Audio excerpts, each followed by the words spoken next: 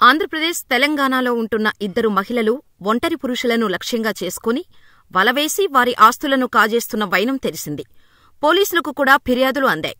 కొందరు మాత్రం తాము మోసపోయామని తెలిసి లబోదిబోమంటున్నారు. భార్య చనిపోవడం లేక విడాకులతో వేరుపడి ఉన్న పురుషులను వీరు టార్గెట్ చేస్తారు. ప్రధానంగా ఒంటరిగా ఉన్న వృద్ధులపైనే వీరిద్దరూ వల విసురుతారు. ఆ వలలో పడితే చాలు, ఇక డబ్బులు నుంచి నగలు, నట్రా అంటూ గారాలు పోతారు. తాము ఒంటరిగా ఉన్నామని పెళ్లి చేసుకునేవారు ముందుకు రావాలని ముందు ప్రకటన ఇస్తారు. ఒక మహిళ ఈ ప్రకటన ఇస్తుంది. తాను కూడా ఒంటరి మహిళనని, వయసుతో సంబంధం లేదని, తనను బాగా చూసుకుంటే చాలు అని గారాలు పోతోంది. భార్యలేని డబ్బులున్న ఒంటరి వృద్ధులని టార్గెట్ చేస్తారు.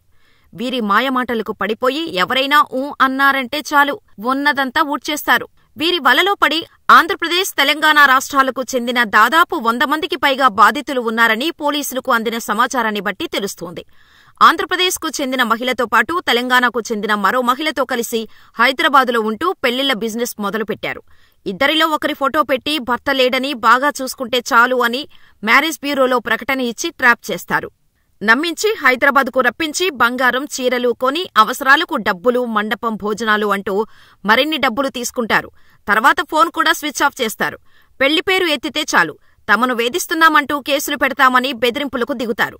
దీంతో మోసపోయిన వారు కూడా మౌనంగా ఉంటున్నారు. పోలీసులకు ఫిర్యాదు అందటంతో వీరిపై నిఘా పెట్టినట్టు తెలిసింది.